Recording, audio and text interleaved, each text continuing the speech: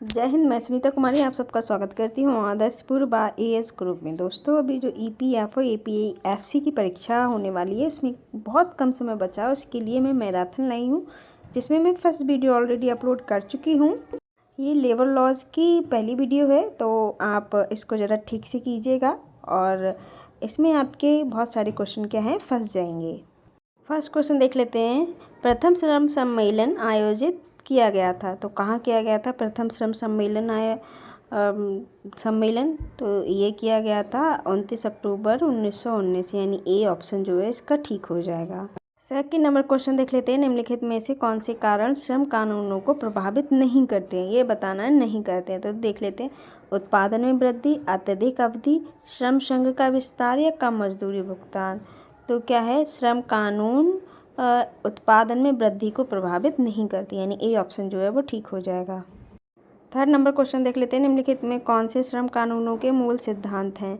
सामाजिक न्याय, सामाजिक समानता, सामाजिक सुरक्षा या उपरोक्त सभी। तो इसका सही आंसर हो जाएगा उपरोक्त सभी। सामाजिक न्याय, सामाजिक समानता और सामाजिक सुरक्षा, ये तीनों क्या हैं, श्रम कानून के मूल सिद्धांत हैं। तो इसका ऑप्शन जो है डी सही हो जाएगा।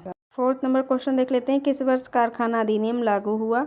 तो दिया गया इसमें 23 सितंबर 1948, 4 अप्रैल 1949 या 1 अप्रैल 1949 या 12 सितंबर 1948। तो इसका सही आंसर हो जाएगा 1 अप्रैल 1949, यानी 1 अप्रैल 1949 में, यानी बी ऑप्शन जो है इसका वो ठीक हो जाएगा। फिफ्थ नंबर क्वेश्चन देख लेते हैं। किसी कारखाने के परिसर कब्जे के लिए अधिष्ठाता यानी ऑक्यूपायर मुख्य निरीक्षक को सूचित करते हैं। कितने दिन पहले करते हैं? 15 दिन पहले, 20 दिन पहले, 25 दिन पहले या 12 दिन पहले? तो 15 दिन पहले करते हैं, यानी ए ऑप्शन जो है वो ठीक हो जाएगा। 6 नंबर क्वेश्चन देख लेते हैं। अधिष्ठाता यानी ऑक्यूपायर के सामान्य कर्तव्य क्या हैं? तो इसमें बताना है कारखाने में सुरक्षापूर्ण एवं स्वास्थ्य के लिए निरापद संयंत्रों एवं कार्यप्रणाली की व्यवस्था एवं अनुरक्षण करना, या वस्तुओं एवं पदार्थों के व्यवहार, हस्तन यानी हैंडलिंग, भंडारण तथा परिवहन के संबंध में कारखाने में सुरक्षा और स्वास्थ्य के लिए जोखिम रहित करने की व्यवस्था करना, या फिर ए और बी दोनों या उपरोक्त में से कोई नहीं। तो इसका सही आंसर हो जाएगा ए और बी दोनों, यानी सी ऑप्शन जो है वो ठीक हो जाएगा। 7 नंबर क्वेश्चन देख लेते हैं। कारखाना अधिनियम 1948 की धारा 11 से 20 तक स्वास्थ्य संबंध किन प्रावधानों का उल्लेख किया गया? सफाई का, संवातन और तापमान का, यानी वेंटिलेशन एंड टेम्परेचर, धूल और धुएं, डस्ट एंड फम्स एंड उपरोक्त सभी। तो इसका सही आंसर हो जाएगा उपरोक्त सभी, यानी डी ऑप्शन जो है वो ठीक हो जाएगा। 8 नंबर क्वेश्चन देख लेते हैं। कारखाना अधिनियम के अनुसार कितने वर्ष पश्चात कारखानों को पेंट और नवीनीकृत किया जाना चाहिए? तो 5 वर्ष, 2 वर्ष, 7 वर्ष या 4 वर्ष। तो इसका सही आंसर हो जाएगा 5 वर्ष, यानी ए ऑप्शन जो है वो ठीक हो जाएगा। 9 नंबर क्वेश्चन देख लेते हैं। कारखाना अधिनियम 1949 की धारा 2 के अनुसार वयस्क कहा जाता है। किसको वयस्क कहा जाता है? एक व्यक्ति जिसने 21 वर्ष की आयु पूरी कर ली है, एक व्यक्ति जिसकी आयु 19 वर्ष से कम है, एक व्यक्ति जिसने 24 वर्ष की आयु पूरी कर ली है, एक व्यक्ति जिसने 18 वर्ष की आयु पूरी कर ली है। तो इसका सही आंसर हो जाएगा एक व्यक्ति जिसने 18 वर्ष की आयु पूरी कर ली है, वो क्या कहलाएगा? वयस्क कहलाएगा, कारखाना अधिनियम 1949 की धारा 2 के अनुसार। तो इसका डी ऑप्शन जो है वो ठीक हो जाएगा। 10 नंबर क्वेश्चन देख लेते हैं। निम्नलिखित में से सही का मिलान करें। तो इसमें दिया गया है कारखानों का अनुमोदन लाइसेंस, ये क्या कहते हैं, किस में आएगा? तो ये आएगा धारा 6 में। पेयजल की सुविधा, तो ये आएगा क्या कहते हैं, धारा 18 और पंजीकरण। भवनों का रख रखाव, तो ये आएगा धारा 35 में। और आँखों का संरक्षण, तो ये आएगा धारा 40A में। तो इसका जो ए ऑप्शन जो है वो ठीक हो जाएगा। 11 नंबर क्वेश्चन देख लेते हैं। कारखाना अधिनियम की धारा 2 क्लॉज जी परिभाषित करती है। क्या करती है? उद्योग करती है, या निर्माण प्रक्रिया करती है, या श्रमिक करती है, या अधिष्ठाता यानी ऑक्यूपायर करती है। तो इसका सही आंसर हो जाएगा मैन्युफैक्चरिंग प्रोसेस, यानी निर्माण प्रक्रिया। तो बी ऑप्शन जो है वो ठीक हो जाएगा। 12 नंबर क्वेश्चन देख लेते हैं। प्रत्येक कारखाने में जहाँ कर्मकार नियोजित हों वहाँ कैंटीन की व्यवस्था होनी चाहिए। कितने लोगों पे? 250 से अधिक कर्मकार पर, या फिर 200 से अधिक पर, या 100 से अधिक पर, या 150 से अधिक पर। तो इसका हो जाएगा 250 से अधिक कर्मकार पर। तो ए ऑप्शन जो है वो ठीक हो जाएगा। 13 नंबर क्वेश्चन देख लेते हैं। निम्नलिखित में कौन सा रोग कारखाना अधिनियम की धारा 89 में वर्णित नहीं है? कौन सा रोग? तो ये बताना है। इसमें दिया गया है एंथ्राक्स, एस्बेस्टोसिस, फास्फोरस या निमोनिया। तो इसका सही आंसर जो है वो हो जाएगा निमोनिया, यानी डी ऑप्शन जो है वो ठीक हो जाएगा। 14 नंबर क्वेश्चन देख लेते हैं। श्रम कानून के उद्देश्य हैं श्रमिकों को शोषण से बचाना, या औद्योगिक संबंधी के मूल्यों को मजबूत करना, या औद्योगिक विवाद की रोकथाम और निपटने के लिए मशीनरी प्रदान करना, है उपरोक्त सभी। तो इसका सही आंसर हो जाएगा उपरोक्त सभी, यानी डी ऑप्शन जो है वो ठीक हो जाएगा। 15 नंबर क्वेश्चन देख लेते हैं। औद्योगिक संबंध में कौन सा अधिनियम ट्रेड यूनियन को परिभाषित करता है?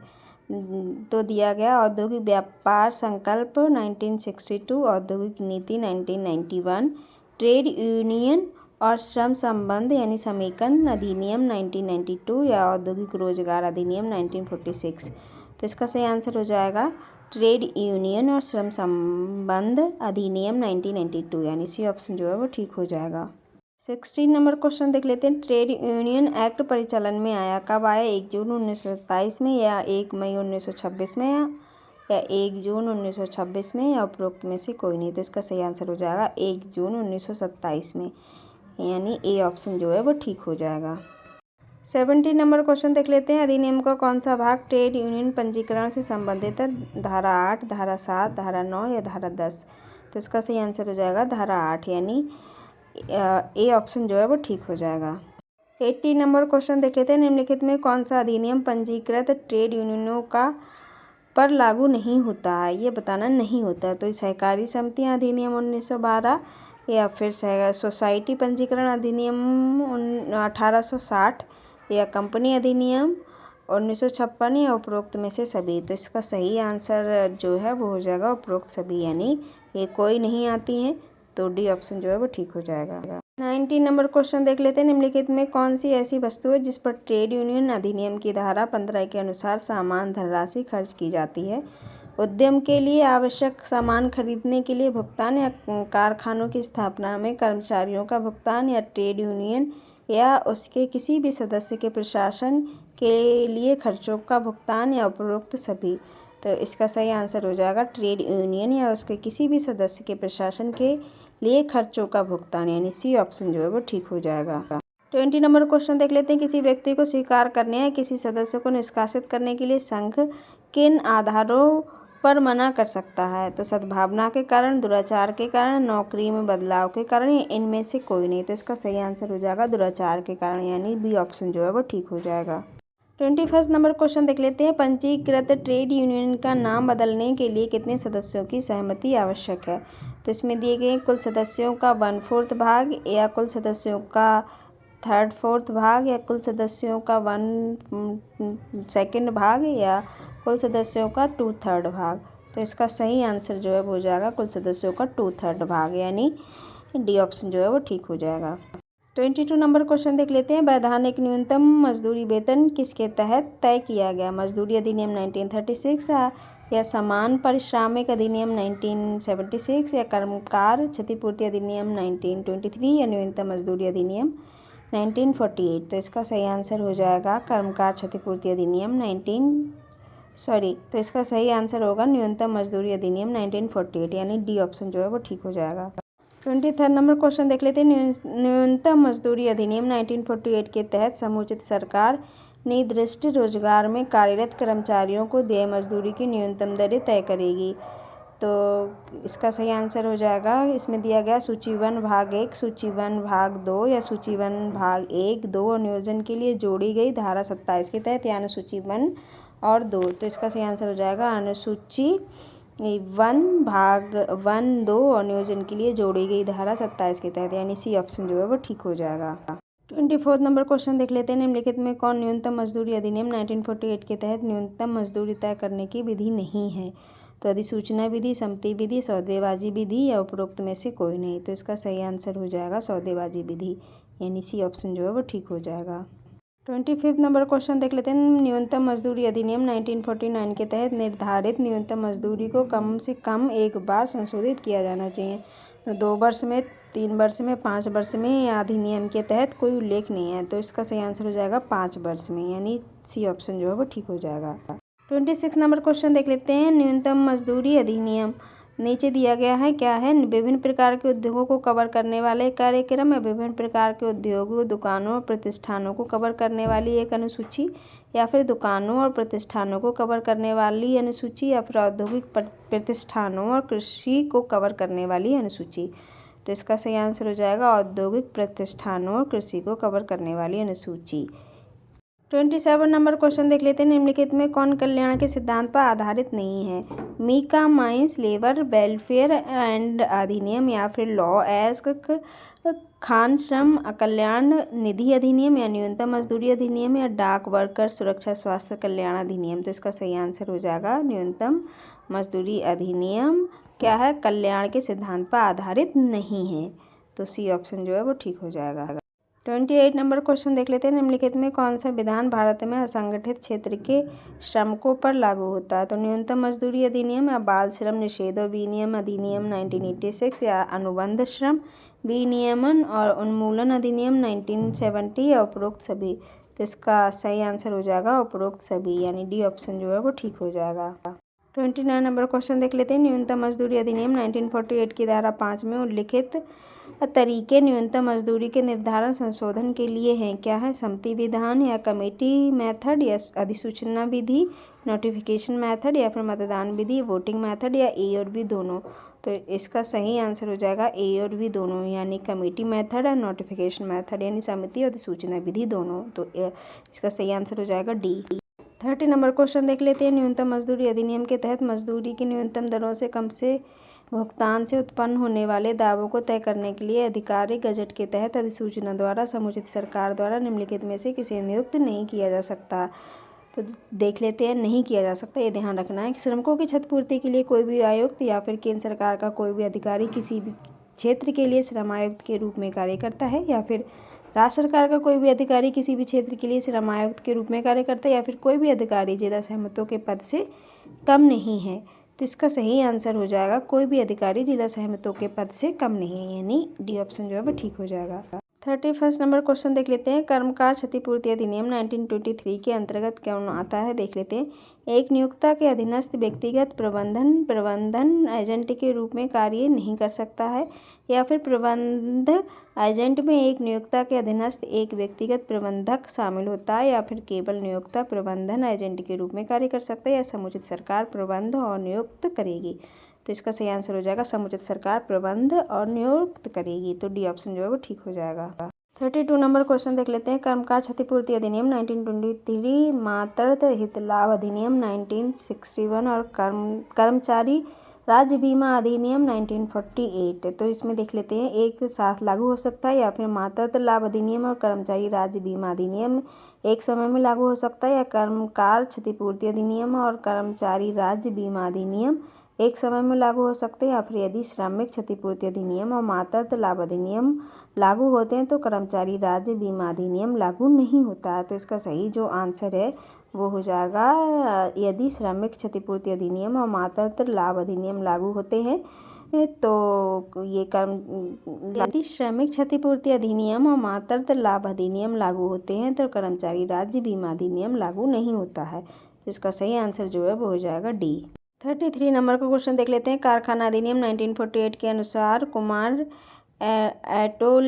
एडोलेसेंट कौन है? तो कौन है, यानी कुमार कौन है? जिसने 14 वर्ष की आयु पूरी कर ली है किंतु जो 18 वर्ष से कम आयु का है, जो 18 वर्ष से कम आयु का है, या फिर जिसने 15 वर्ष की आयु पूरी कर ली है किंतु जो 18 वर्ष से कम आयु का है, जिसने 16 वर्ष की आयु पूरी कर ली है किंतु जो 18 वर्ष से कम आयु का है। तो 18 वर्ष के बाद तो वयस्क बन जाते हैं। यहाँ पे कुमार पूछा गया तो वह 15 साल की आयु जिसने पूरी कर ली हो किंतु 18 वर्ष से कम का हो। तो सी ऑप्शन जो है इसका ठीक हो जाएगा। 34 नंबर क्वेश्चन देख लेते हैं। श्रमिक के अंतिम संस्कार के लिए अंत्येष्टि राशि 2500 रुपये से बढ़ाकर कर दी गई है। तो कितनी कर दी गई है? तो 5000 रुपये कर दी गई है, यानी सी ऑप्शन जो है वो ठीक हो जाएगा। 35 नंबर क्वेश्चन देख लेते हैं। निम्नलिखित में से किस विधान के तहत लाभ पाने के लिए किसी योगदान की आवश्यकता नहीं है? तो मातृत्व लाभ अधिनियम या कर्मकार क्षतिपूर्ति अधिनियम। तो इसका सही आंसर हो जाएगा ए और बी दोनों, यानी मातृत्व लाभ अधिनियम भी और कर्मकार क्षतिपूर्ति अधिनियम भी। तो सी ऑप्शन जो है इसका ठीक हो जाएगा। 36 नंबर क्वेश्चन देख लेते हैं। कर्मकार क्षतिपूर्ति अधिनियम से संबंधित निम्नलिखित में से कौन सा कथन सत्य नहीं है, ये बताना है। तो क्या है, ये अधिनियम कर्मकार क्षतिपूर्ति अधिनियम के साथ जुड़ा है, बिल्कुल सही। ये अधिनियम इस संशोधन का परिणाम है जो श्रमिकों की क्षतिपूर्ति अधिनियम के लिए किया गया है, बिल्कुल सही। इस अधिनियम के कर्मकारों के आंशिक स्थायी विकलांगता से संबंधित कोई प्रावधान नहीं है, गलत है, प्रावधान है। तो इस अधिनियम में स्थायी आंशिक विकलांगता से संबंधित प्रावधान है, बिल्कुल सही।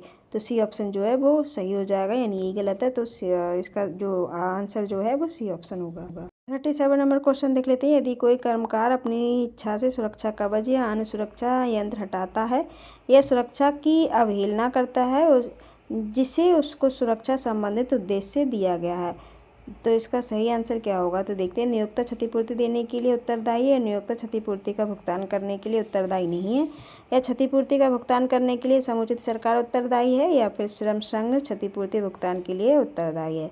तो इसका सही आंसर हो जाएगा, नियोक्ता क्षतिपूर्ति का भुगतान करने के लिए उत्तरदायी नहीं है, यानी बी ऑप्शन जो है वो ठीक हो जाएगा। 38 नंबर क्वेश्चन देख लेते हैं। घातक दुर्घटना के मामले में यदि आयुक्त अपने स्रोत के आधार पर नियोक्ता को नोटिस देता है, तो क्या यदि नियोक्ता उत्तरदायी होता है तो नोटिस की सेवा की 30 दिनों के भीतर जमा करता है, या फिर यदि नियोक्ता उत्तरदायी नहीं है तो वह अपने बयान में उस आधार को इंगित करेगा जिस पर वह देयता का खुलासा करता है, या फिर ए और बी दोनों सही है, या उपरोक्त सभी गलत है। तो इसका सही आंसर हो जाएगा ए और बी दोनों सही है, यानी सी ऑप्शन जो है वो ठीक हो जाएगा। 39 नंबर क्वेश्चन देख लेते हैं। कर्मकार क्षतिपूर्ति अधिनियम 1923 के अंतर्गत क्षतिपूर्ति का भुगतान करने के उद्देश्य से निम्नलिखित में किसी मृतक कर्मकार का आश्रित माना जाता है। तो एक नाबालिग भाई या अविवाहिता बहन या एक विधवा बहन या विधवा बहू, मृतक और पुत्र का नाबालिग बच्चा, तो ये सभी क्या हैं, आश्रित रहने के लिए एक जो भुगतान है उसके लिए ये सभी मान्य होंगे। तो डी ऑप्शन जो है वो ठीक हो जाएगा। 40 नंबर क्वेश्चन देख लेते हैं। निम्नलिखित में कौन सा लाभ कर्मचारी राज्य बीमा अधिनियम 1948 के तहत प्रदान नहीं किया गया है। तो किस्म के लिए, बीमारी लाभ के लिए, बेरोजगारी भत्ता के लिए, बच्चों के लिए भत्ता, या विकलांगता लाभ के लिए। तो इसका सही आंसर हो जाएगा बच्चों के लिए भत्ता, यानी सी ऑप्शन जो है वो ठीक हो जाएगा।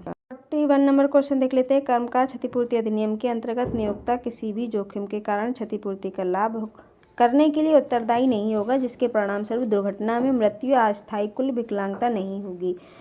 तो चलिए इसको देख लेते हैं। मादक पेय या दवाओं के प्रभाव में, या एक स्वच्छ से आदेश की अवहेलना करने पर जो सुरक्षा से संबंधित हो, या फिर उपरोक्त दोनों, या इनमें से कोई नहीं। तो इसका सही आंसर हो जाएगा उपरोक्त दोनों, यानी सी ऑप्शन जो है वो ठीक हो जाएगा। 42 नंबर क्वेश्चन देख लेते हैं। कर्मचारी राज्य बीमा अधिनियम 1948 के अंतर्गत यदि एक सदस्य जो स्थायी समिति चिकित्सा परिषद का सदस्य है पदच्युत किया जाएगा अगर वह अनुपस्थित होगा लगातार 2 बैठकों में, या 3 बैठकों में, लगातार 4 बैठकों में, या उपरोक्त में से कोई नहीं। तो इसका सही आंसर हो जाएगा 3 बैठकों में, यानी बी ऑप्शन जो है वो ठीक हो जाएगा। 43 नंबर क्वेश्चन देख लेते हैं। कर्मचारी राज्य बीमा अधिनियम 1948 की अनुसूची में है क्या है, स्थायी कुल विकलांगता और जोखिम की सूची, या स्थायी आंशिक विकलांगता के परिणाम स्वरूप जोखिम की सूची, या व्यावसायिक रोगों की सूची, उपरोक्त में से कोई नहीं। तो इसका सही आंसर हो जाएगा उपरोक्त में से कोई नहीं, यानी डी ऑप्शन जो है वो ठीक हो जाएगा। 44 नंबर क्वेश्चन देख लेते हैं। कर्मचारी राज्य बीमा अधिनियम 1949 के तहत छूट प्राप्त कर्मचारी कौन है। कर्मचारी जो नाबालिग हैं, या कर्मचारी जो नियोजक के योगदान का भुगतान करने के लिए अधिनियम के अंतर्गत उत्तरदायी नहीं है, या फिर नाबालिग कर्मचारी जो नियोजक के योगदान का भुगतान करने के लिए अधिनियम के अंतर्गत उत्तरदायी नहीं है, या उपरोक्त में से कोई नहीं। तो इसका सही आंसर हो जाएगा कर्मचारी जो नियोजक के योगदान का भुगतान करने के लिए अधिनियम के अंतर्गत उत्तरदायी नहीं है। तो बी ऑप्शन जो है वो ठीक हो जाएगा। 45 नंबर क्वेश्चन देख लेते हैं। निम्नलिखित में कौन सा विधान बीपी ऑर्डर कर समिति की सिफारिशों पर आधारित है। तो मातृत्व लाभ अधिनियम, कर्मचारी क्षतिपूर्ति अधिनियम, कर्मचारी भविष्य निधि अधिनियम, या कर्मचारी राज्य बीमा अधिनियम 1948। तो इसका सही आंसर जो है हो जाएगा कर्मचारी राज्य बीमा अधिनियम 1948, यानी डी ऑप्शन जो है ठीक हो जाएगा। 46 नंबर क्वेश्चन देख लेते हैं। बेरोजगारी भत्ता किस विधान में देय है। कर्मचारी राज्य बीमा अधिनियम 1948, कर्मचारी क्षतिपूर्ति अधिनियम 1936, या कारखाना अधिनियम 1948, या उपरोक्त में से कोई नहीं। तो इसका सही आंसर हो जाएगा कर्मचारी राज्य बीमा अधिनियम 1948, यानी ए ऑप्शन जो है वो ठीक हो जाएगा। 47 नंबर क्वेश्चन देख लेते हैं। निम्नलिखित में कौन सा विधान सेवानिवृत्त वित्तीय कर्मचारियों को किस प्रकार का लाभ देता है? मातृत्व लाभ अधिनियम, कर्मकार क्षतिपूर्ति अधिनियम या कर्मचारी राज्य बीमा अधिनियम या बोनस भुगतान अधिनियम। तो इसका सही आंसर हो जाएगा कर्मचारी राज्य बीमा अधिनियम, यानी सी ऑप्शन जो है वो ठीक हो जाएगा। 48 नंबर क्वेश्चन देख लेते हैं। पुरुषों और महिला श्रमिकों की भर्ती करते समय कोई भेदभाव नहीं किया जाना चाहिए, ये निम्नलिखित में से किस विधान के अंतर्गत दिया गया है? तो कारखाना अधिनियम या समान पारिश्रमिक अधिनियम या कर्मकार क्षतिपूर्ति अधिनियम या न्यूनतम मजदूरी अधिनियम। तो इसका सही जो आंसर है वो होगा समान पारिश्रमिक अधिनियम, यानी बी ऑप्शन जो है वो ठीक हो जाएगा। 49 नंबर क्वेश्चन देख लेते हैं। समान पारिश्रमिक अधिनियम 1976 में पारिश्रमिक का अर्थ क्या होता है? केवल मूल वेतन से, मूल वेतन और महंगाई भत्ते से, या मूल वेतन परिलब्धियाँ जो देय हों, या उपरोक्त में से कोई नहीं। इसका सही आंसर हो जाएगा मूल वेतन और परिलब्धियाँ जो देय हों, यानी सी ऑप्शन जो है वो ठीक हो जाएगा। 50 नंबर का क्वेश्चन देख लेते हैं। नियोजित श्रमिकों के संबंध में रजिस्टरों और अन्य दस्तावेजों को बनाए रखने का कर्तव्य होता है। तो क्या होता है? समुचित सरकार का, या कर्मचारी का, या नियोक्ता का, या श्रम आयोग का। तो इसका सही आंसर हो जाएगा नियोक्ता का, यानी सी ऑप्शन जो है वो ठीक हो जाएगा। 51 नंबर क्वेश्चन देख लेते हैं। किसी अधिनियम के किसी प्रावधान में उल्लंघन के संबंध में शिकायतों की सुनवाई और निर्णय लेने की उद्देश्य से सरकार ऐसी अधिकारी को नियुक्त करती है जो पद से नीचे होता है। तो जिला परिश्रमिक, या फिर सुलह अधिकारी, श्रम आयुक्त, या फिर श्रम अधिकारी। तो इसका सही आंसर हो जाएगा श्रम अधिकारी, यानी डी ऑप्शन जो है वो ठीक हो जाएगा। 52 नंबर क्वेश्चन देख लेते हैं। समान पारिश्रमिक अधिनियम के अंतर्गत गठित सलाहकार समिति के सदस्य को कौन नामित करता है? तो केंद्र सरकार, राज्य सरकार, समुचित सरकार, या उपरोक्त में से कोई नहीं। तो इसका सही आंसर हो जाएगा समुचित सरकार, यानी सी ऑप्शन जो है वो ठीक हो जाएगा। 53 नंबर का क्वेश्चन देख लेते हैं। समान कार्य के लिए समान वेतन का सिद्धांत भारतीय संविधान के किस अनुच्छेद में निहित है? तो यह अनुच्छेद 38, अनुच्छेद 40, अनुच्छेद 44 या अनुच्छेद 39। तो इसका सही आंसर हो जाएगा अनुच्छेद 39, यानी डी ऑप्शन जो है वो ठीक हो जाएगा। 54 नंबर का क्वेश्चन देख लेते हैं। समान पारिश्रमिक अधिनियम का विस्तार है। तो क्या है? रोजगार की सभी श्रेणियों में, रोजगार की विशेष श्रेणियों में, या सरकारी रोजगार में, या अकुशल रोजगार में। तो इसका सही आंसर हो जाएगा रोजगार की सभी श्रेणियों में, यानी ए ऑप्शन जो है वो ठीक हो जाएगा। 55 नंबर का क्वेश्चन देख लेते हैं। समान पारिश्रमिक की कौन सी धारा पारिश्रमिक को परिभाषित करती है? धारा 2D, या धारा 2G, धारा 2A, या धारा 2H। तो इसका सही आंसर जो है वो हो जाएगा धारा 2G, यानी बी ऑप्शन जो है वो ठीक हो जाएगा। 56 नंबर का क्वेश्चन देख लेते हैं। बाल श्रम निषेध विनियमन अधिनियम 1986 एक उदाहरण है। विनियमन श्रम कानून का, या फिर सुरक्षात्मक श्रम विधान का, या सामाजिक सुरक्षा विधान का, या कल्याणकारी विधान का। तो इसका सही आंसर हो जाएगा सुरक्षात्मक श्रम विधान का, यानी protective labour legislation, B option जो है ठीक हो जाएगा। 57 नंबर का क्वेश्चन देख लेते हैं। राष्ट्रीय श्रम आयोग द्वारा प्रस्तावित कौन सा एक उद्देश्य बाल श्रम निषेध और विनियमन का नहीं है? तो ये सुनिश्चित करने के लिए कि कोई भी बच्चा भविष्य में शिक्षा से वंचित नहीं है, या फिर बच्चों को उन स्थितियों में काम नहीं करने के लिए सुनिश्चित करना जहां उनका शोषण होता हो, या फिर वर्तमान अधिनियम के बावजूद बाल श्रम को प्रतिबंधित करना, या फिर सार्वभौमिक शिक्षा सुनिश्चित करके बाल श्रम की समस्या से निपटने के लिए। तो इसका सही आंसर हो जाएगा वर्तमान अधिनियम के बावजूद बाल श्रम को प्रतिबंधित करना, यानी सी ऑप्शन जो है ठीक हो जाएगा। 58 नंबर का क्वेश्चन देख लेते हैं। निम्नलिखित में कौन सा श्रम विधान असंगठित क्षेत्र के श्रमिकों पर लागू होता है? बाल श्रम निषेध विनियमन अधिनियम 1986, या बाल श्रम विनियमन और उन्मूलन अधिनियम 1986, या अनुबंध श्रम विनियमन और उन्मूलन अधिनियम 1970, उपरोक्त सभी। तो इसका सही आंसर जो है वो हो जाएगा उपरोक्त सभी, यानी डी ऑप्शन जो है वो ठीक हो जाएगा। 59 नंबर क्वेश्चन देख लेते हैं। बाल श्रम निषेध और विनियमन अधिनियम 1986 के किस खंड में बाल शब्द को परिभाषित किया गया? धारा 1 खा, धारा 2(1), या धारा 2(2) क्लॉज, एंड धारा 2(3). तो इसका सही जो आंसर है वो हो जाएगा धारा 2 क्लॉज 2, यानी सी ऑप्शन जो है वो ठीक हो जाएगा। 60 नंबर का क्वेश्चन देख लेते हैं। कारखाना अपनी परिसीमाओं सहित ऐसा परिसर है जिसमें 10 या अधिक कर्मकार पिछले 12 माह के किसी दिन काम कर रहे थे, या जिसमें 20 व्यक्ति शक्ति की सहायता से पिछले 12 महीने से काम कर रहे थे। कारखाना की परिभाषा किस धारा में? धारा 2M, धारा 2N, धारा 2F, या धारा 2O। तो इसका सही आंसर जो है वो है धारा 2M, यानी ए ऑप्शन जो है वो ठीक हो जाएगा। 61 नंबर का क्वेश्चन देख लेते हैं। रासायनिक और विषाक्त पदार्थ कारखाना अधिनियम किस अनुसूची में आते हैं? पहली अनुसूची में, दूसरी अनुसूची में, तीसरी अनुसूची में, चौथी अनुसूची में। तो इसका सही आंसर हो जाएगा दूसरी अनुसूची में, यानी बी ऑप्शन जो है वो ठीक हो जाएगा। 63 नंबर का क्वेश्चन देख लेते हैं। लेबर अपीलेट ट्रिब्यूनल यानी लेबर अपीलेट ट्रिब्यूनल द्वारा बोनस को रद्द करने के लिए कौन सा फार्मूला दिया गया है? क्रमिक सूत्र यानी एक्युरल फार्मूला, या पूर्ण पीठ सूत्र फुल बेंच फार्मूला, या व्रत सूत्र यानी बाउंड्री फार्मूला, या उपरोक्त में से कोई नहीं। तो इसका सही आंसर हो जाएगा पूर्ण पीठ सूत्र यानी full bench formula. B option जो है वो ठीक हो जाएगा। 64 नंबर का क्वेश्चन देख लेते हैं। बोनस अधिनियम द्वारा दी गई सिफारिश का परिणाम है क्या है? राज्य सरकार है, केंद्र सरकार है, श्रम न्यायालय है, त्रिपक्षीय आयोग है। तो इसका सही आंसर हो जाएगा त्रिपक्षीय आयोग, यानी डी ऑप्शन जो है वो ठीक हो जाएगा। 65 नंबर का क्वेश्चन देख लेते हैं। बोनस अधिनियम सरकार द्वारा लागू किया गया कब? 21 सितंबर 1980 में, 2 सितंबर 1965 में, 1 सितंबर 1965 में, या फिर 3 सितंबर 1965 में। तो इसका सही आंसर हो जाएगा 1 सितंबर 1965 में, यानी बी ऑप्शन जो है वो ठीक हो जाएगा। 66 नंबर का क्वेश्चन देख लेते हैं। एक कर्मचारी के आधार पर बोनस प्राप्त करने से अयोग्य होगा तो धोखा, दंगाई या हिंसक व्यवहार उद्योग के अंदर, या चोरी, हेरा फेरी, या तोड़फोड़, या उपरोक्त सभी। तो इसका सही आंसर हो जाएगा उपरोक्त सभी, यानी डी ऑप्शन जो है वो ठीक हो जाएगा। दोस्तों EPFO APFC का जो है एडमिट कार्ड आ गया है। अगर आपने डाउनलोड नहीं किया है तो प्लीज़ डाउनलोड कर लें और अपना सेंटर देख लें किस जगह पड़ा है, जिससे क्या है आपकी टेंशन ख़त्म होगी और आप अपनी सुविधा के अनुसार आगे बढ़ सकते हैं। चलिए 67 नंबर का क्वेश्चन देखते हैं। उपदान संदाय अधिनियम के अंतर्गत अधिकतम संदाय राशि है 10 लाख रुपए, 20 लाख रुपए, 30 लाख रुपए, या फिर 9 लाख रुपए। तो इसका सही आंसर हो जाएगा 10 लाख रुपए, यानी ए ऑप्शन जो है वो ठीक हो जाएगा। 68 नंबर क्वेश्चन देख लेते हैं। उपदान संदाय लाभ प्राप्ति के लिए समय शर्तें हैं क्या है? 15 साल का, 10 साल का, 5 साल का, या 6 साल का। तो इसका सही आंसर हो जाएगा 5 साल का, यानी सी ऑप्शन जो है वो ठीक हो जाएगा। 69 नंबर क्वेश्चन देख लेते हैं। संदाय राशि कितने से बढ़ाकर 10 लाख कर दी गई? 2.5 लाख से, 3.5 लाख से, या 5 लाख से, या 7.5 लाख से। तो इसका सही आंसर जो है वो हो जाएगा 3.5 लाख से, यानी बी ऑप्शन जो है वो ठीक हो जाएगा। 70 नंबर क्वेश्चन देख लेते हैं। संदाय यानी ग्रेच्युटी की गणना का सूत्र है, यानी ग्रेच्युटी किस तरह से निकालते हैं?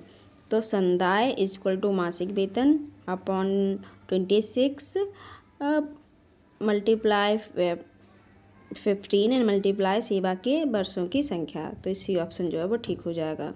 71 नंबर का क्वेश्चन देख लेते हैं। कौन सी धारा संदाय राशि से संबंधित है? तो धारा 10, धारा 8, धारा 7, या धारा 9। तो इसका सही आंसर हो जाएगा धारा 7, यानी धारा 7। तो सी ऑप्शन जो है वो ठीक हो जाएगा। 72 नंबर क्वेश्चन देख लेते हैं। अंतर्राष्ट्रीय श्रम संगठन एक एजेंसी है, किसकी है? IBRD की है, या UNSC की है, या WTO की है, या फिर UN की है। तो अंतर्राष्ट्रीय श्रम संगठन एक UNO की क्या है? एजेंसी है। तो डी ऑप्शन जो है ठीक हो जाएगा। 73 नंबर क्वेश्चन देख लेते हैं। अंतर्राष्ट्रीय श्रम संगठन का मुख्यालय कहाँ है? जिनेवा में है, फ्रांस में, टोक्यो में, रोम में। तो अंतर्राष्ट्रीय श्रम संगठन का मुख्यालय जिनेवा में, यानी ए ऑप्शन जो है ठीक हो जाएगा। 74 नंबर क्वेश्चन देख लेते हैं। अंतर्राष्ट्रीय श्रम संगठन को किस वर्ष नोबेल शांति पुरस्कार प्रदान किया गया? तो 1965 में, 1969 में, या 1966 में, या 1962 में। तो इसका सही आंसर हो जाएगा 1969 में, यानी बी ऑप्शन जो है ठीक हो जाएगा। 75 नंबर क्वेश्चन देख लेते हैं। अंतर्राष्ट्रीय श्रम संगठन की स्थापना कब हुई? 1915, 1916, 1919, या 1920। तो इसका सही आंसर हो जाएगा 1919, यानी सी ऑप्शन जो है वो ठीक हो जाएगा। 76 नंबर क्वेश्चन देख लेते हैं। अंतर्राष्ट्रीय श्रम संगठन संयुक्त राष्ट्र के साथ औपचारिक संबंधों में लाया गया तो 1946 में, 1945 में, 1944 में, या 1947 में। तो इसका सही आंसर जो हो जाएगा वो हो जाएगा 1946 में, यानी ए ऑप्शन जो है वो ठीक हो जाएगा। 77 नंबर क्वेश्चन देख लेते हैं। अंतर्राष्ट्रीय श्रम संगठन मानक तय करता है विकलांग श्रमिक के, मानवाधिकार के, बंधुआ मजदूरी के, उन्मूलन के, या उपरोक्त सभी। तो इसका सही आंसर हो जाएगा उपरोक्त सभी, यानी डी ऑप्शन जो है वो ठीक हो जाएगा। 78 नंबर क्वेश्चन देख लेते हैं। अंतर्राष्ट्रीय श्रम संगठन संयुक्त राष्ट्र के अन्य संगठनों के किन कारणों से भिन्न है? देखते हैं। कर्मकारों के प्रतिनिधि और सरकारी अधिकारी कार्य में भाग लेते हैं, या फिर नियोक्ता के प्रतिनिधि और सरकारी अधिकारी कार्य में भाग लेते हैं, या फिर संयुक्त राष्ट्र संगठन UNO के अधिकारी और कर्मचारी कार्य करते हैं, उपरोक्त में से कोई नहीं। तो इसका सही आंसर है वो हो जाएगा नियोक्ता के प्रतिनिधि और सरकारी अधिकारी कार्य में भाग लेते हैं, यानी बी ऑप्शन जो है वो ठीक हो जाएगा। 79 नंबर क्वेश्चन देख लेते हैं। कार्यस्थल पर महिलाओं के यौन उत्पीड़न अधिनियम के अनुसार कौन सा कार्य यौन उत्पीड़न नहीं कहा जाता है। तो कार्यालय के केबिन में बैठना, बुरा शारीरिक संपर्क या यौन पक्ष के लिए मांग या अनुरोध, यौन संबंधित टिप्पणी। तो इसका सही आंसर जो है वो हो जाएगा कार्यालय के केबिन में बैठना, यानी ए ऑप्शन जो है वो ठीक हो जाएगा। 80 नंबर क्वेश्चन देख लेते हैं। श्रम मंत्रालय और रोजगार की मुख्य भूमिका है क्या? श्रम नीति कानून, श्रमिकों की सुरक्षा, स्वास्थ्य और कल्याण, श्रमिकों की शिक्षा या उपरोक्त सभी। तो इसका सही आंसर हो जाएगा उपरोक्त सभी, यानी डी ऑप्शन जो है वो ठीक हो जाएगा।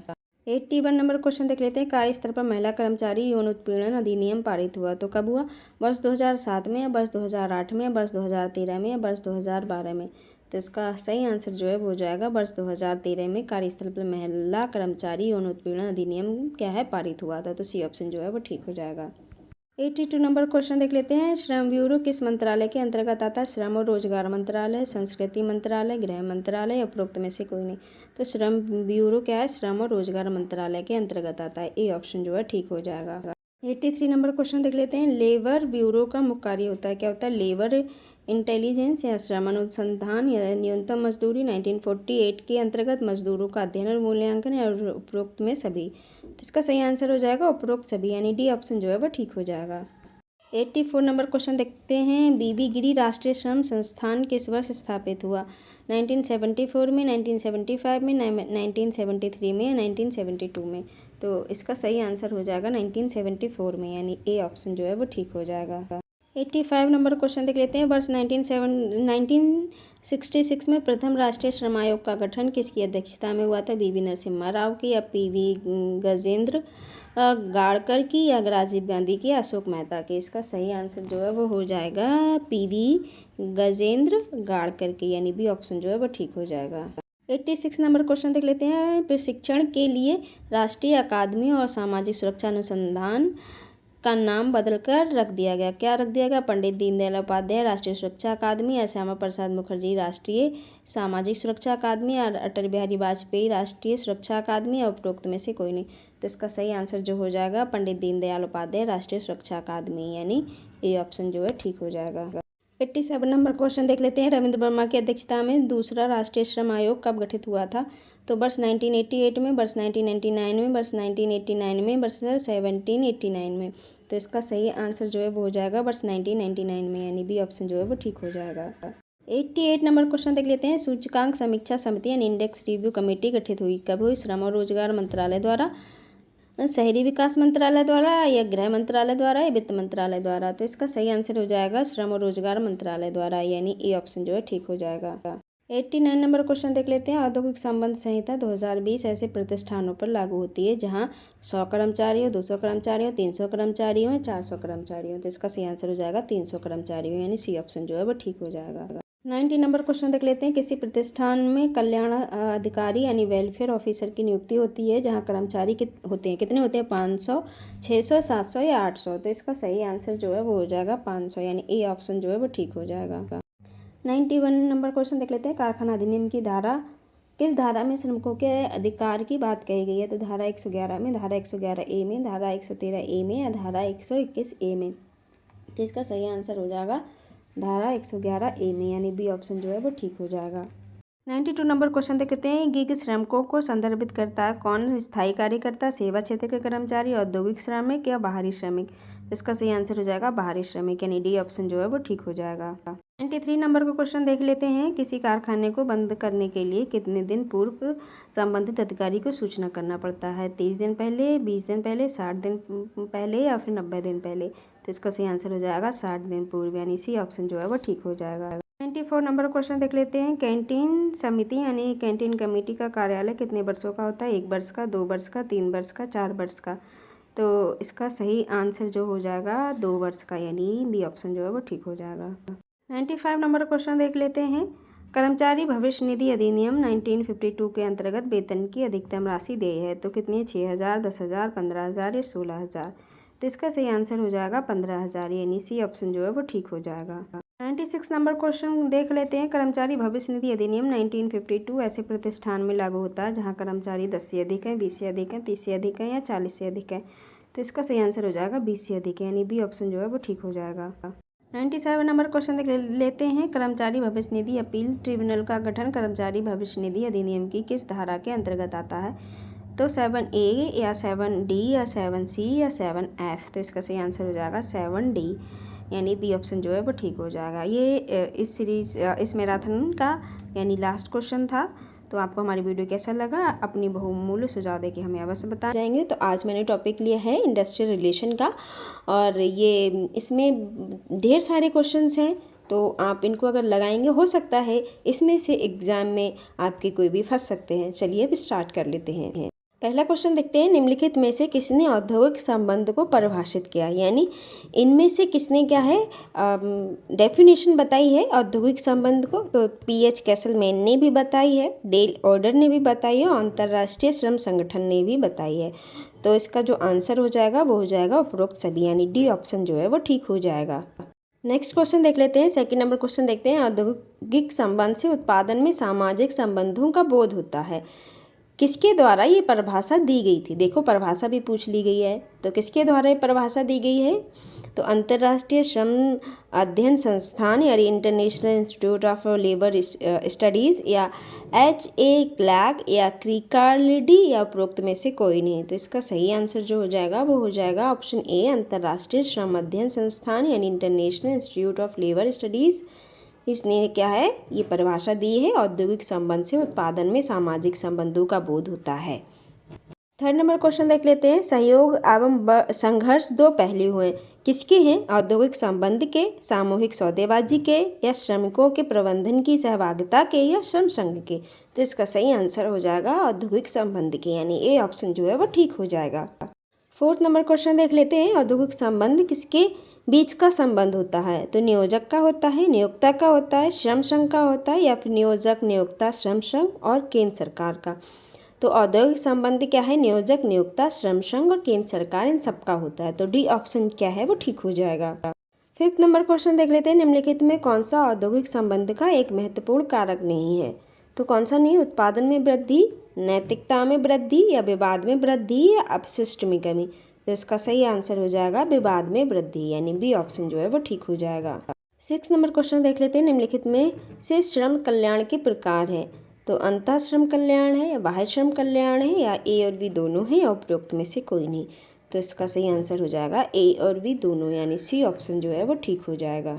7 नंबर क्वेश्चन देख लेते हैं, ट्रस्टीशिप सिद्धांत संबंधित है किससे, श्रम कल्याण से, श्रम कानून से, औद्योगिक संबंध से, या सामूहिक सौदेबाजी से। तो इसका सही आंसर हो जाएगा श्रम कल्याण से, यानी ए ऑप्शन जो है वो ठीक हो जाएगा। 8 नंबर क्वेश्चन देख लेते हैं, औद्योगिक विवाद अधिनियम 1947 लागू होने से पहले निम्नलिखित में से कौन सा अधिनियम औद्योगिक विवाद का निपटारा करता है। तो इसमें 4 ऑप्शन दिए गए हैं, दिया गया है व्यापार विवाद अधिनियम यानी trade dispute act 1929, and royal commission on labour 1934, श्रमिक प्रबंधन संबंध अधिनियम 1947, एंड उपरोक्त में से कोई नहीं। तो इसका सही आंसर हो जाएगा व्यापार विवाद अधिनियम ट्रेड डिस्प्यूट एक्ट 1929, यानी ए ऑप्शन जो है वो ठीक हो जाएगा। 9th नंबर क्वेश्चन का आंसर क्या है ठीक से दिया हुआ नहीं है, तो इसका मैं गलत आंसर आपको नहीं बताऊंगी। आप एक बार क्वेश्चन देख लीजिए, अगर आपको इसका आंसर आता है तो प्लीज़ कमेंट बॉक्स में बता दीजिए कि इसका कौन सा आंसर जो है वो ठीक हो जाएगा। 10 नंबर क्वेश्चन देख लेते हैं, औद्योगिक शांति को प्राप्त किया जा सकता है कैसे, समझौता और मध्यस्थता से, या फिर न्यायिक निर्णय तथा मध्यस्थता से, या कार्य समिति तथा औद्योगिक अधिकरण से, या सौदेबाजी तथा अधिनिर्णय से। तो इसका सही आंसर हो जाएगा सौदेबाजी तथा अधिनिर्णय से। जो औद्योगिक अशांति है उसको हम सौदेबाजी और अधिनिर्णय से क्या है सही कर सकते हैं। तो डी ऑप्शन जो है वो ठीक हो जाएगा। 11 नंबर क्वेश्चन देख लेते हैं, औद्योगिक विवाद अधिनियम के उद्देश्य को चुने। तो क्या अवैधानिक हड़ताल से बचना, या नियोजक और नियोक्ता के बीच अच्छे प्रबंधन संबंध स्थापित करना, या कार्यबंदी की स्थिति में श्रमिकों की सहायता करना, या उपरोक्त सभी। तो इसका सही आंसर हो जाएगा उपरोक्त सभी। 12 नंबर क्वेश्चन देख लेते हैं, किसी औद्योगिक प्रतिष्ठान की कार्य समिति बनाने की शक्तियाँ किसमें निहित हैं जहाँ 100 या उससे अधिक कामगार हैं। तो इसका सही आंसर हो जाएगा समुचित सरकार, यानी एप्रोप्रिएट गवर्नमेंट। 13 नंबर क्वेश्चन देख लेते हैं, औद्योगिक विवाद अधिनियम 1947 के अंतर्गत निम्नलिखित में से कौन औद्योगिक विवाद सुलझाने की मशीनरी नहीं है। तो सुलह अधिकारी, या सुलह बोर्ड, या सामूहिक सौदेबाजी, या श्रम न्यायालय। तो इसका सही आंसर हो जाएगा सामूहिक सौदेबाजी, यानी सी ऑप्शन जो है वो ठीक हो जाएगा। 14 नंबर क्वेश्चन देख लेते हैं। लोकोपयोगी सेवाएं औद्योगिक विवाद अधिनियम 1947 की किस अनुसूची में शामिल है? तो पहली अनुसूची या दूसरी अनुसूची या तीसरी अनुसूची या चौथी अनुसूची? तो इसका सही आंसर हो जाएगा पहली अनुसूची में शामिल हैं। लोकोपयोगी सेवाएं ये औद्योगिक विवाद अधिनियम 1947 पहली अनुसूची में शामिल हैं। 15 नंबर का क्वेश्चन देख लेते हैं। औद्योगिक विवाद अधिनियम 1947 के अनुसार निम्नलिखित में कौन सा कथन उद्योग को परिभाषित नहीं करता है?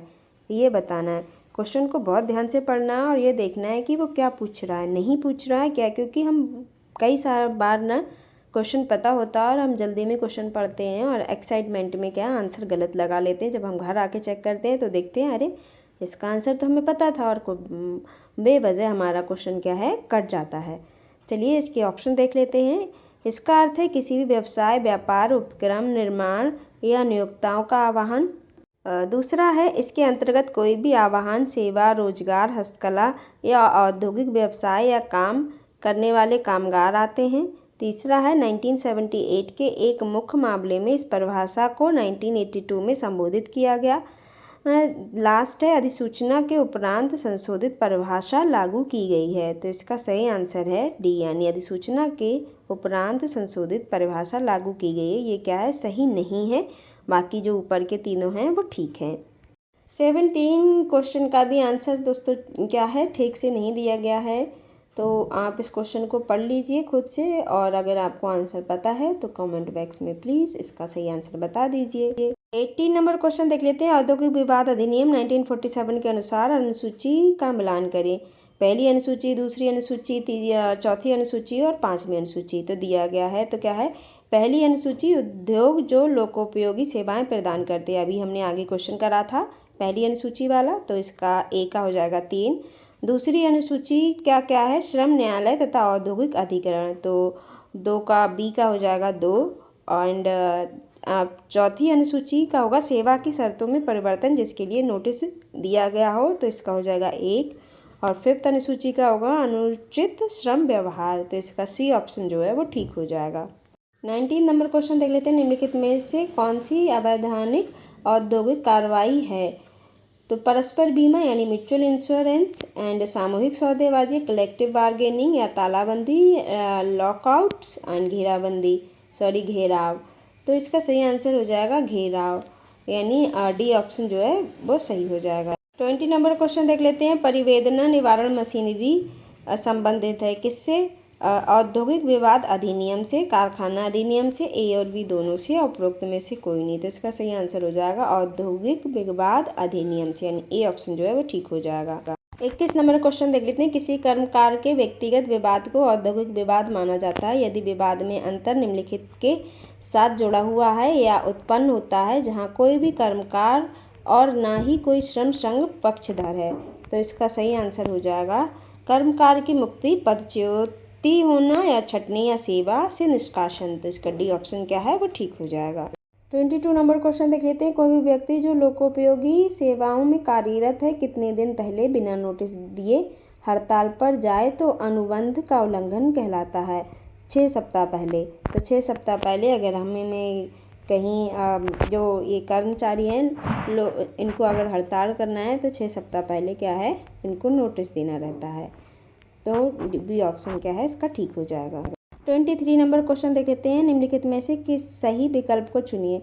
कोई भी कर्मकार अनुबंध जोड़कर हड़ताल पर नहीं जाएगा और ना ही कोई नियोजक तालाबंदी की घोषणा करेगा जब तक समझौता की कार्रवाई पूरी नहीं की गई हो, या कार्रवाई लंबित हो, या हड़ताल से 14 दिन पहले सूचित ना किया गया हो, या नोटिस के 42 दिन बाद हड़ताल प्रारंभ करना अनिवार्य हो, या उपरोक्त में से सभी। तो ये क्या है, उपरोक्त में से सभी।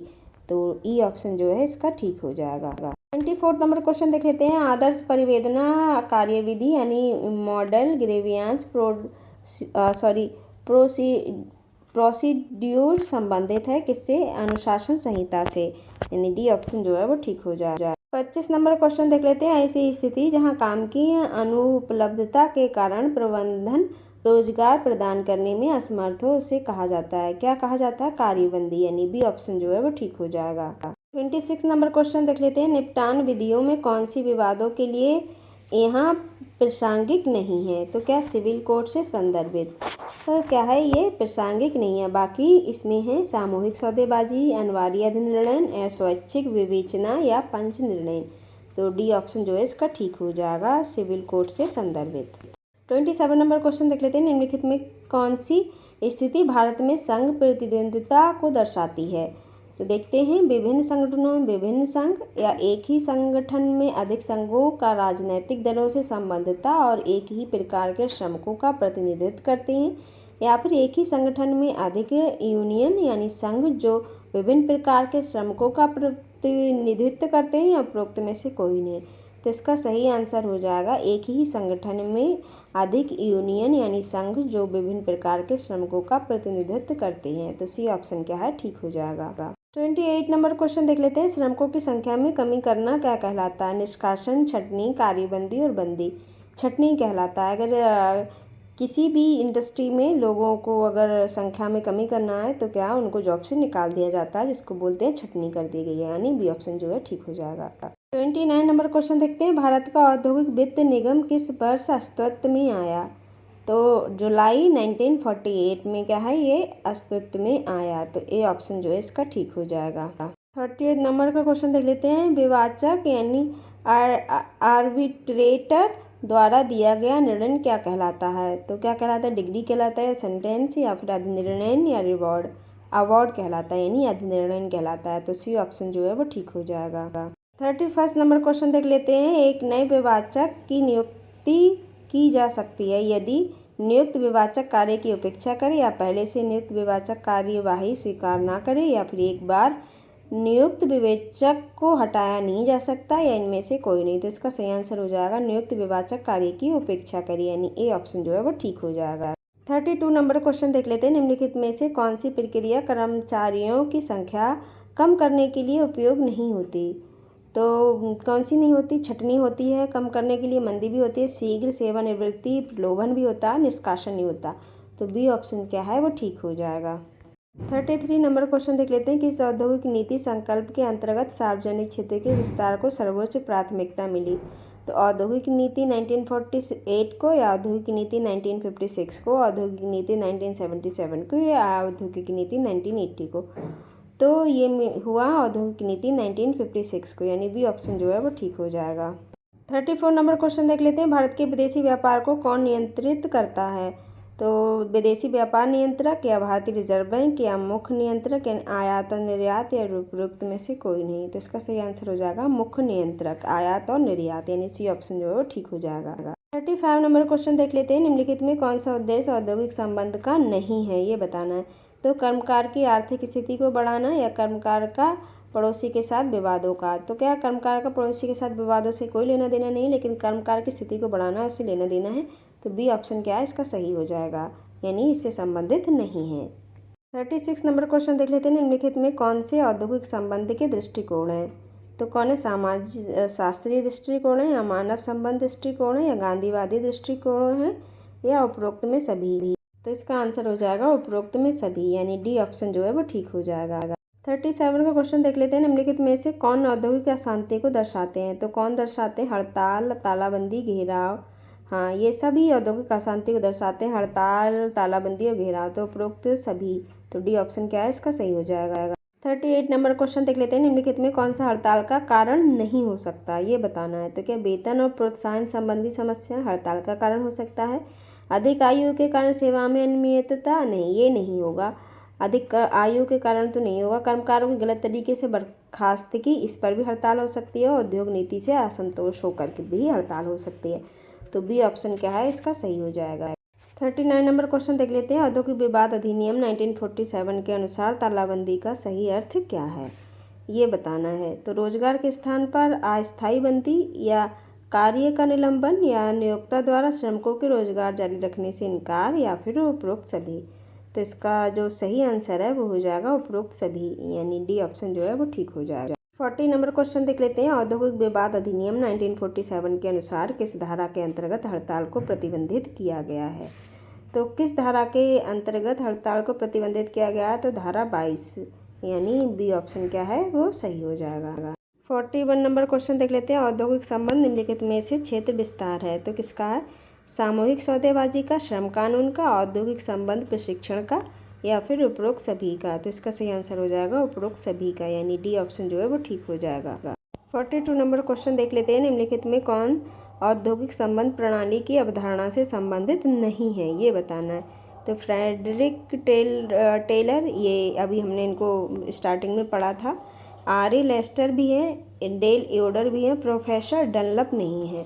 तो डी ऑप्शन क्या है इसका सही हो जाएगा। 43 नंबर क्वेश्चन देख लेते हैं। कर्मकार के हितों की सुरक्षा निम्नलिखित में से किसकी भूमिका है? तो श्रम संघ की, प्रबंधन की या आंतरिक एजेंसी की या समाज की। तो इस श्रम संघ की, यानी ए ऑप्शन जो है ठीक हो जाएगा।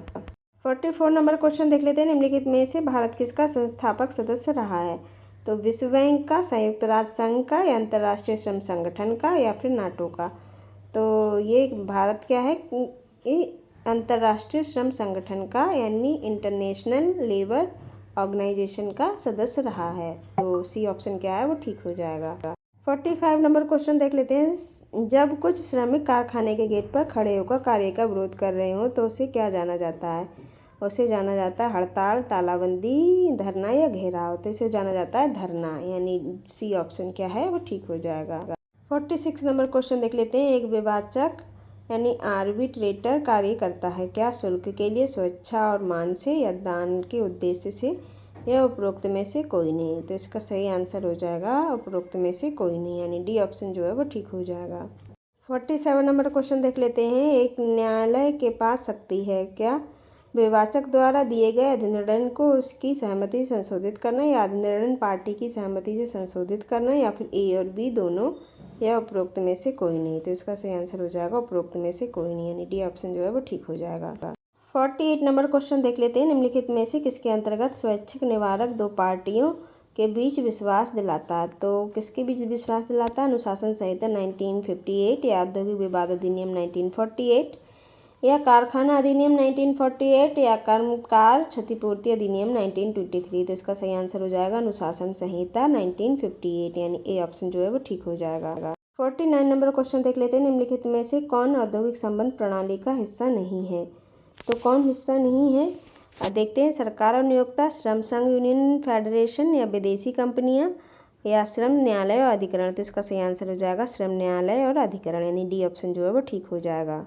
50 नंबर क्वेश्चन देख लेते हैं। निम्नलिखित में से किसी औद्योगिक संबंध प्रणाली में उपयोग किया जाता है? तो किसमें किया जाता है? सामूहिक सौदेबाजी में, अनुशासन कार्यविधि में या शिकायत निवारण तंत्र में, उपरोक्त में सभी। तो क्या औद्योगिक संबंध प्रणाली सभी में किया जाता है? सामूहिक सौदेबाजी में भी, अनुशासन कार्यविधि में भी और शिकायत निवारण तंत्र में भी। तो डी ऑप्शन क्या है इसका ठीक हो जाएगा। 51 नंबर क्वेश्चन देख लेते हैं। निम्नलिखित में से औद्योगिक संबंध के प्रमुख प्रतिभागी हैं? नियोक्ता हैं, सरकार हैं, संघ हैं, उपरोक्त सभी हैं। तो उपरोक्त सभी है। नियोक्ता, सरकार, संघ ये क्या औद्योगिक संबंध के प्रमुख प्रतिभागी हैं। तो डी ऑप्शन क्या है ठीक हो जाएगा। 52 नंबर क्वेश्चन देखते हैं। निम्नलिखित में से कौन प्राथमिक हड़ताल का भाग नहीं है? नहीं है पूछा गया है। तो सहानुभूतिक हड़ताल, गैर हाजिरी हड़ताल, मंदकार्य हड़ताल या सांकेतिक या विरोध हड़ताल। तो इसका सही जो आंसर हो जाएगा वो हो जाएगा सहानुभूतिक हड़ताल। तो ये हड़ताल का भाग नहीं है। सहानुभूतिक के नाम पे कोई क्या हड़ताल नहीं हो सकती। तो ए ऑप्शन क्या है ठीक हो जाएगा। 53 नंबर का क्वेश्चन देख लेते हैं। औद्योगिक संबंध में प्रमुख मुद्दे सम्मिलित होते हैं?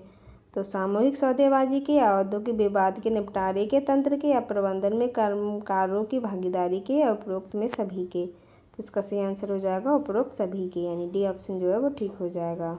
54 नंबर क्वेश्चन देख लेते हैं। निम्नलिखित में कौन औद्योगिक विवाद का आर्थिक कारण नहीं है? तो कौन क्या आर्थिक कारण नहीं है? वेतन के समान क्षतिपूर्ति या कर्मकारों का उत्पीड़न या अन्यायपूर्ण कार्यबंदी और छटनी या बिना वेतन छुट्टी। तो इसका सही आंसर हो जाएगा कर्मकारों का उत्पीड़न, यानी बी ऑप्शन क्या है वो ठीक हो जाएगा। 55 नंबर क्वेश्चन देख लेते हैं। निम्नलिखित में से कौन कार्य समिति का उद्देश्य नहीं है? तो कर्मकारों को अधिक भागीदारी देना या संगठन से बाहर अच्छे अवसर प्रदान करना या फिर दो पक्षों के बीच एक सहयोगपूर्ण वातावरण बनाना या फिर प्रबंधन और श्रमिकों के बीच घनिष्ठ संबंध सुनिश्चित करना। तो इसका सही आंसर हो जाएगा संगठन से बाहर अच्छे अवसर प्रदान करना, यानी बी ऑप्शन जो है वो ठीक हो जाएगा। 56 नंबर क्वेश्चन देख लेते हैं। औद्योगिक विवाद अधिनियम 1947 के अनुसार निम्नलिखित में कौन अधिनिर्णय के त्रिस्तरीय तंत्र में नहीं आता है? तो कौन नहीं आता है, देख लेते हैं। श्रम न्यायालय या फिर कार्य समिति या फिर राष्ट्रीय अधिकरण या फिर औद्योगिक अधिकरण। तो इसका सही आंसर हो जाएगा कार्य समिति क्या है, ये इसके अंतर्गत नहीं आती है। तो बी ऑप्शन क्या है वो ठीक हो जाएगा। 57 नंबर क्वेश्चन देख लेते हैं। श्रमिक निम्नलिखित में से किस पद्धति के द्वारा प्रबंधन में भाग ले सकता है। तो किस पद्धति के द्वारा ले सकता है, चलिए देखते हैं। कर्मचारी या कार्य परिषद या बोर्ड स्तर की भागीदारी या संयुक्त परिषद और समितियां और या फिर उपरोक्त में सभी। तो इसका सही आंसर हो जाएगा उपरोक्त में सभी। 58 नंबर क्वेश्चन देख लेते हैं। श्रम संघ और अन्य श्रमिक संघों द्वारा की गई मांगों को पूरा करने का एक शास्त्र है। क्या हड़ताल है, तालाबंदी है, धरना है या फिर घेराव है। तो इसका सही आंसर हो जाएगा हड़ताल, यानी ए ऑप्शन जो है वो ठीक हो जाएगा।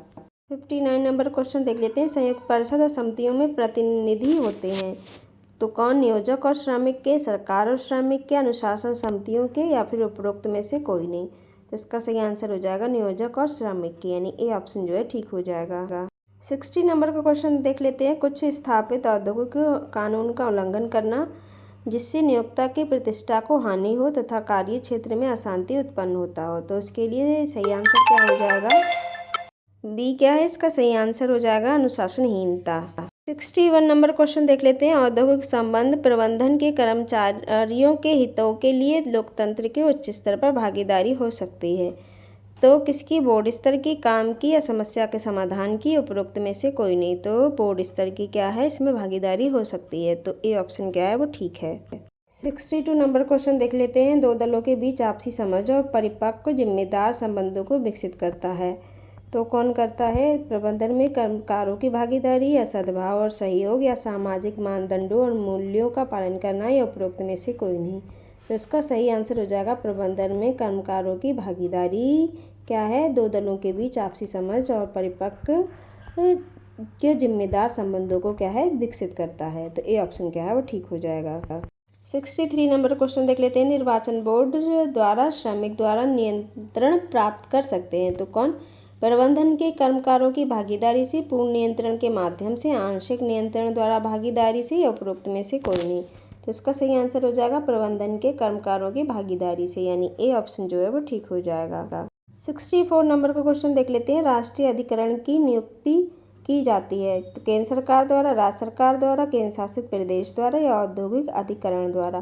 तो इसका सही आंसर हो जाएगा केंद्र सरकार द्वारा, यानी ए ऑप्शन जो है वो ठीक हो जाएगा। 65 नंबर क्वेश्चन देख लेते हैं। निम्नलिखित में कौन से तत्व औद्योगिक संबंध में सुधार करने में उपयोगी सिद्ध होते हैं। तो पहला ऑप्शन दिया मजबूत और स्थिर यूनियनें, दूसरा है प्रबंधन में श्रमिकों की भागीदारी, तीसरा है पारस्परिक विश्वास और लास्ट दिया उपरोक्त सभी। तो इसका सही आंसर हो जाएगा उपरोक्त सभी, यानी डी ऑप्शन जो है वो ठीक हो जाएगा। 66 नंबर क्वेश्चन देख लेते हैं। निम्नलिखित में से किसी कार्य समिति यानी वर्क कमेटी के मुख्य उद्देश्य के रूप में वर्गीकृत नहीं किया जा सकता। तो श्रमिकों को अधिक भागीदारी देना या संगठन के बाहर बेहतर अवसर प्रदान करना या पार्टियों के बीच बातचीत के लिए सहकारी वातावरण तैयार करना या फिर श्रम और प्रबंधन के बीच घनिष्ठ संपर्क सुनिश्चित करना। तो इसका सही आंसर हो जाएगा संगठन के बाहर बेहतर अवसर प्रदान करना, यानी बी ऑप्शन जो है वो ठीक हो जाएगा।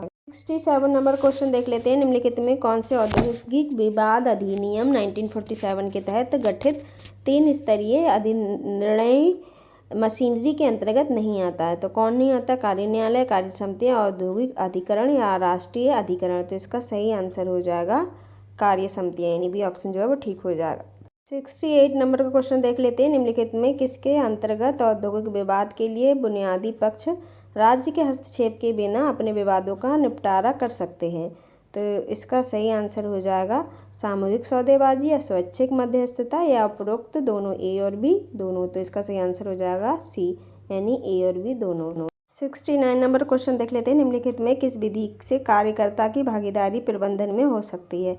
तो कर्मचारी या कार्य परिषद या बोर्ड स्तर की भागीदारी, संयुक्त परिषद और समितियों या फिर उपरोक्त सभी। तो इसका सही आंसर हो जाएगा उपरोक्त सभी, यानी डी ऑप्शन जो है वो ठीक हो जाएगा। 70 नंबर क्वेश्चन देख लेते हैं। जोसेफ के अनुसार प्रबंधन में कर्मकारों की भागीदारी का मुख्य उद्देश्य है क्या है, समाज में श्रमिकों की स्थिति सुधारना, उद्यम की क्षमता बढ़ाना और सौहार्दपूर्ण प्रबंधन स्थापित करना, श्रमिकों के बीच एकजुटता बढ़ाना तथा उनका शोषण करना। तो क्या है ये जोसेफ के अनुसार सभी क्या हैं, सही है। तो डी ऑप्शन जो है वो ठीक हो जाएगा उपरोक्त सभी। 71 नंबर क्वेश्चन देखते हैं, निम्नलिखित में से कौन प्रबंधन में कार्यकर्ता का भागीदारी की आवश्यकताएं हैं? संचार और सूचना का मुक्त प्रवाह, या दो पक्षों के बीच पारस्परिक विश्वास, या बाहरी ट्रेड यूनियनों से बचाव, या उपरोक्त सभी। तो इसका सही आंसर हो जाएगा उपरोक्त सभी, यानी डी ऑप्शन जो है वो ठीक हो जाएगा। 72 नंबर क्वेश्चन देख लेते हैं, निम्नलिखित में किसी प्रबंधन में कार्यकर्ता की भागीदारी का अड़चन माना जाता है? तो किसका? नियोक्ता का अपने ज्ञान और कौशल से परे नहीं सोचना, या फिर ट्रेड यूनियनों की भूमिका का असंतोषजनक होना, या फिर नियोक्ता श्रमिक प्रतिनिधि के साथ वार्तालाप को तैयार ना होना, या फिर उपरोक्त में सभी। तो इसका सही आंसर हो जाएगा उपरोक्त सभी, यानी डी ऑप्शन जो है वो ठीक हो जाएगा। 73 नंबर क्वेश्चन देख लेते हैं, निम्नलिखित में से अनुशासन संहिता के मूल उद्देश्य हैं? क्या हैं? उद्योग में शांति और व्यवस्था बनाए रखना, या उद्योग में कार्य निरंतर रखना, या प्रबंधन और रोजगार के स्तरों में बढ़ावा देना, या उपरोक्त में सभी। तो ये सभी क्या है? इस अनुशासन संहिता के मूल उद्देश्य हैं। तो डी ऑप्शन क्या है इसका सही हो जाएगा। 74 नंबर का क्वेश्चन देख लेते हैं, अनुशासन संहिता निम्नलिखित में से किस सिद्धांत पर आधारित है? तो पूर्व सूचना के बिना कोई हड़ताल या तालाबंदी नहीं, या फिर प्रतिष्ठान के किसी संयंत्र या संपत्ति को कोई जानबूझकर नुकसान नहीं, या फिर विवादों के निपटान हेतु मौजूदा मशीनरी का उपयोग, या फिर उपरोक्त में सभी। तो इसका आंसर हो जाएगा उपरोक्त सभी, यानी डी ऑप्शन जो है वो ठीक हो जाएगा। 75 नंबर क्वेश्चन देख लेते हैं, निम्नलिखित में से कौन औद्योगिक संबंध नीति का सिद्धांत नहीं है? तो कौन नहीं? आचार संहिता, अनुशासन का कोड, या श्रम कल्याण, या इनमें से कोई नहीं। तो इसका सही आंसर हो जाएगा इनमें से कोई नहीं, यानी डी ऑप्शन जो है वो ठीक हो जाएगा। 76 नंबर क्वेश्चन देखते हैं, निम्नलिखित में से कौन सा सामूहिक सौदेबाजी की प्रक्रिया का सबसे महत्वपूर्ण पहलू नहीं है? तो बताना, वार्ता, टकराव, चर्चाएं, या समझौता। तो इसका सही आंसर हो जाएगा टकराव, यानी बी ऑप्शन जो है वो ठीक हो जाएगा। 77 नंबर क्वेश्चन देख लेते हैं, निम्नलिखित में कौन से मामले आमतौर पर सामूहिक सौदेबाजी के तहत लाया जाता है? तो काम करने की स्थिति, संगठनात्मक मामले, या श्रम कल्याण, या उपरोक्त में सभी। तो इसका सही आंसर हो जाएगा उपरोक्त में सभी, यानी डी ऑप्शन जो है वो ठीक हो जाएगा। 78 नंबर क्वेश्चन देख लेते हैं, अंतर्राष्ट्रीय श्रम संगठन का मुख्य उद्देश्य है? क्या है? कार्य अधिकारों को बढ़ावा देना, कार्य से संबंधित मुद्दों को संज्ञान में लाना, या सामाजिक सुरक्षा बढ़ाना, या उपरोक्त में सभी। तो ये सभी आंसर क्या है इसके सही हो जाएंगे, तो डी ऑप्शन जो है वो सही हो जाएगा उपरोक्त सभी।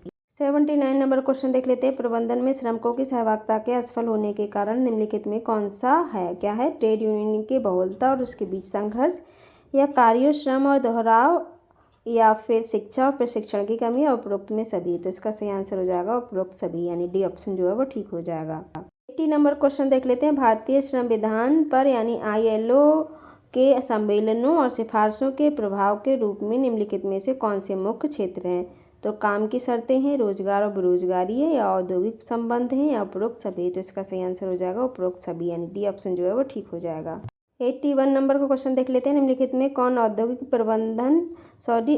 संबंध प्रणाली की अवधारणा से संबंध नहीं है? तो कौन है? फ्रेडरिक टेलर, या R.A. लेस्टर, या प्रोफेसर डनलप, या R.A. लेस्टर।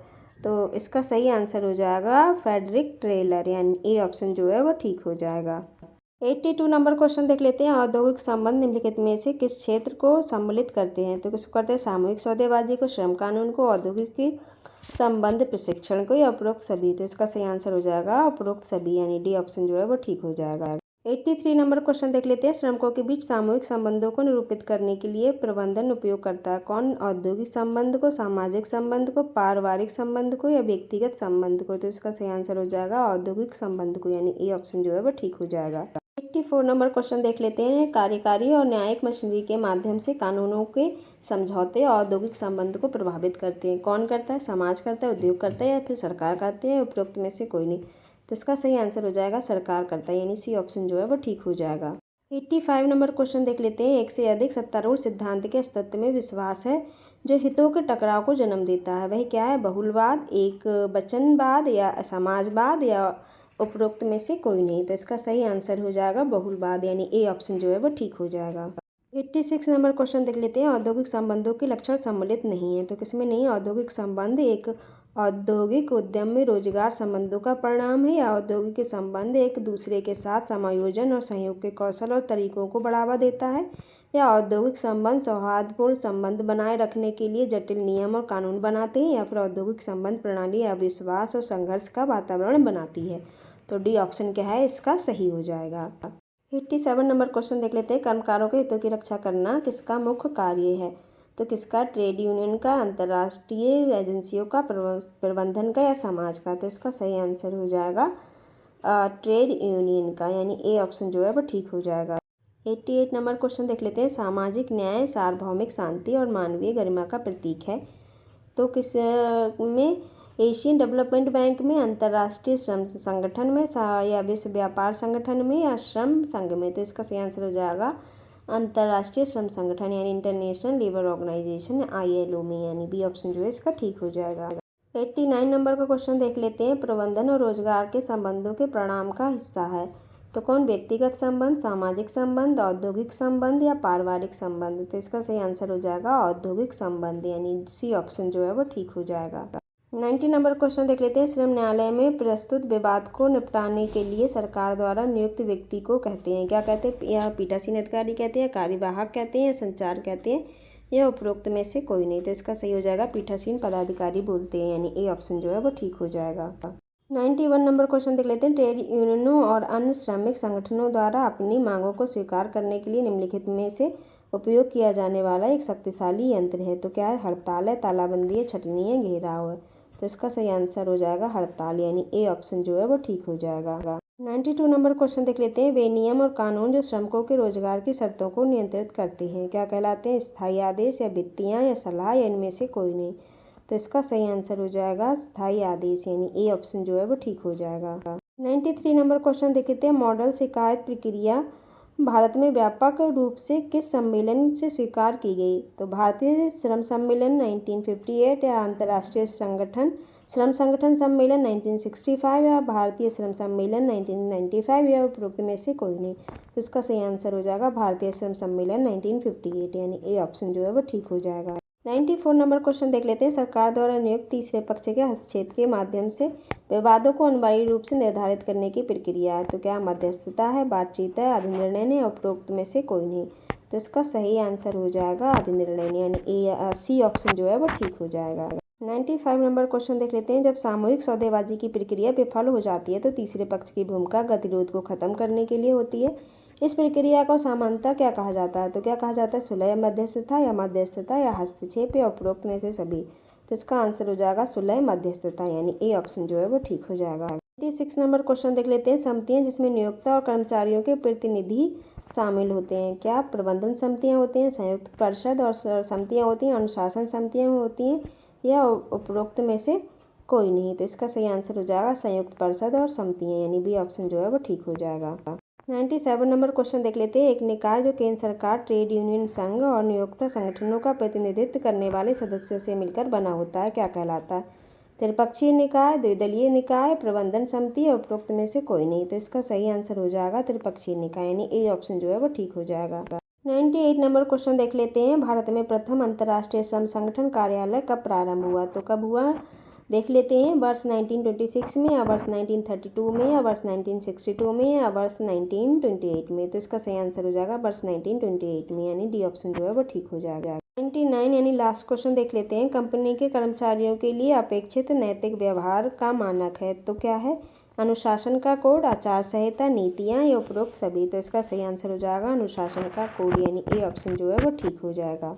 तो आपको हमारा वीडियो कैसा लगा? अपना बहुमूल्य सुझाव देके अवश्य बताएं। और हाँ, अगर अभी तक आपने हमारा चैनल सब्सक्राइब नहीं किया है सो प्लीज़ सब्सक्राइब करें, लाइक करें, कमेंट करें, दोस्तों को शेयर ज़रूर करें। धन्यवाद।